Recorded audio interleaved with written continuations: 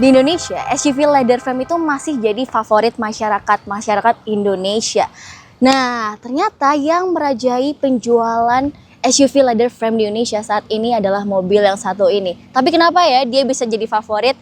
Makanya simak terus video berikut ini.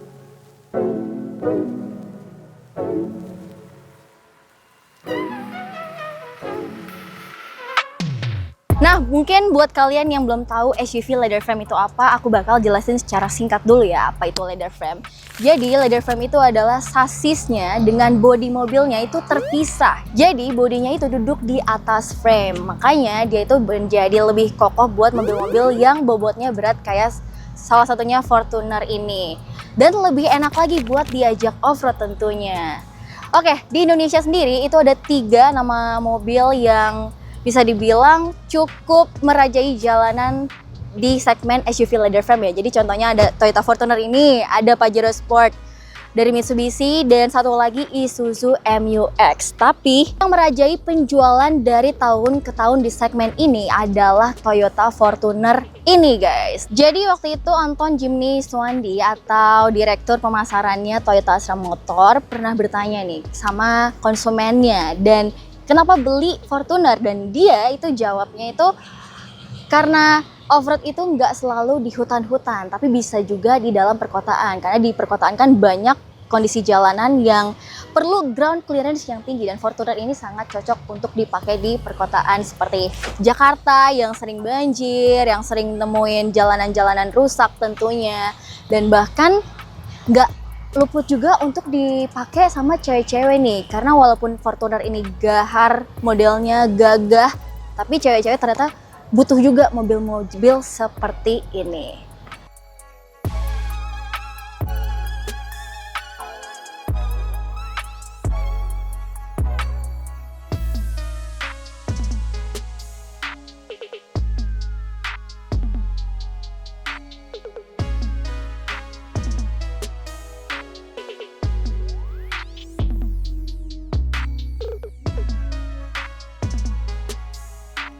Nah, sekarang aku ngerti sih kenapa cewek-cewek itu suka banget sama Toyota Fortuner ini.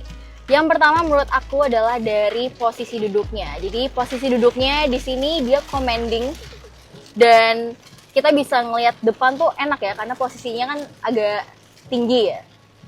Agak tinggi, dan karena ground clearance-nya mobil ini juga tinggi, kalau kita ngelewatin jalan-jalan yang agak becek, itu enak. Ngerasa secure aja gitu di mobil ini, nggak takut banjir, nggak takut kena jalan-jalan yang agak rusak, itu aman lah pakai mobil ini pasti.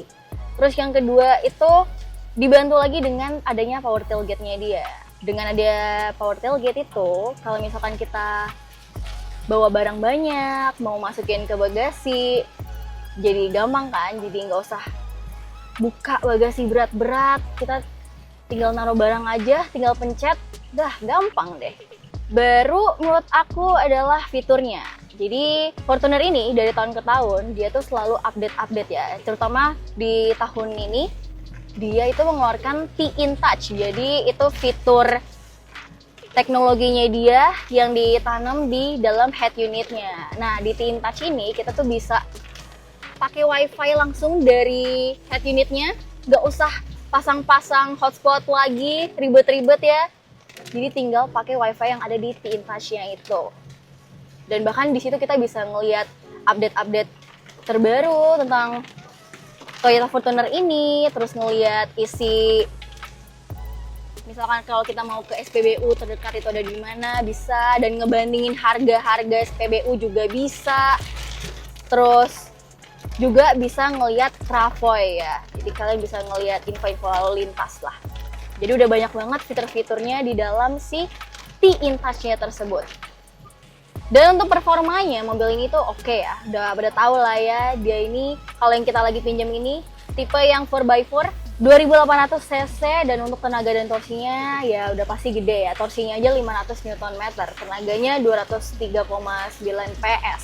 Gimana nggak enak mobil ini dipakai kan? Apalagi buat yang cuman pakai harian-harian aja udah sangat nyaman dipakai sih mobil ini. Apalagi dia bisa banget buat off-road berkat fitur 4x4-nya.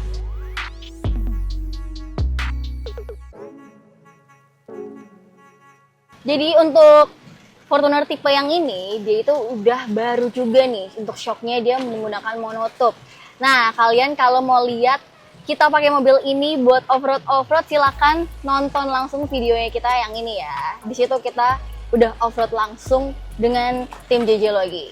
Dan untuk konsumsi BBM-nya, ini kan kita kemarin udah bawa mobil ini jalan-jalan, di jalan kombinasi, kena macet iya, jalan lancar juga iya. Dan rata-rata di dalam kota ya, itu kita dapetin di 10,6 km per liter. Ya lumayan irit lah ya untuk kategori mobil SUV 2800 cc. Kalau tadi itu fitur untuk penumpang di bagian depan, tapi penumpang di bagian belakang ini juga nggak dilupain sama Fortuner. Jadi di belakang itu juga ada RSE, layar RSE itu adalah Rear Seat Entertainment. Nah, kalian tinggal buka, bisa ada beberapa aplikasi yang bisa kalian gunakan di situ, bisa Netflix, bisa main PS juga, dan kalian tinggal konekin dengan mobile hotspot dari handphone kalian masing-masing. Jadi kalau bagian depan mereka mau dengerin musik, bagian belakang mereka mau nonton, itu bisa banget, beda-beda gitu. Jadi walaupun di head unit depan ini dia punya wifi ya, tapi dia tidak bisa memancarkan wifi. Nggak bisa jadi kayak personal hotspot gitu, nggak bisa. Makanya bagian belakang RSE-nya itu harus dikonekin dengan mobile hotspot kalian pribadi. Kalau dilihat dari segala fitur dan teknologinya, kayaknya Toyota Fortuner ini memang lebih unggul dibandingkan Mitsubishi Pajero Sport. Nah, waktu itu kita pernah coba juga, dan emang berasa sih lebih unggulnya itu. Walaupun Pajero juga menanamkan fitur-fitur dan teknologi yang hampir serupa, cuman kayaknya Toyota Fortuner ini tetap deh jadi lebih unggul dibandingkan Mitsubishi Pajero, karena kita udah pernah coba keduanya dan emang berasa keunggulannya dari Toyota Fortuner ini. Nah, dengan tren SUV yang semakin meningkat dan juga dominasi dari SUV leather frame yang ada sekarang di Indonesia, sepertinya Toyota Fortuner ini tetap akan merajai pasar otomotif di Indonesia deh. Gimana kalau kita dengerin pendapat dari orang-orang ini? Kenapa lu pengen banget Toyota Fortuner? Karena pertama desainnya mewah dan elegan, dan mobilnya juga tinggi, jadi nggak khawatir kalau misalkan jalanan jelek atau nerobos banjir. Oke, kenapa lu kepengen banget Toyota Fortuner untuk jadi mobil harian lu? Ya, jadi ada beberapa alasan. Yang pertama karena gue kerja di Bogor dan lewatin beberapa akses banjir, karena di Bogor itu tiap hari hujan, jadi gue butuh mobil yang tinggi supaya aman. Yang kedua karena punya anak kecil, bawa barang yang banyak, jadi butuh space yang gede juga. Dan yang ketiga udah pasti Toyota sih, spare partnya gampang. Oke, kenapa lu pilih Fortuner sebagai mobil harian lu? Nah, ini diesel, ini Toyota. Diesel. Nah, teman-teman, sekarang aku jadi paham sih kenapa orang-orang itu lebih memilih pakai Fortuner ini. Setelah aku nyobain mobil ini tentunya, dan mungkin kalian juga dengar beberapa dari pengguna dan orang yang pengen beli mobil ini, kenapa mereka pengen banget pakai si Toyota Fortuner ini. Emang seasik itu loh mobil ini buat dikendarai, di off-road oke, di jalanan perkotaan juga oke. Jadi istilahnya dia bisa dalam dua alam lah ya, cocok gitu dua-duanya.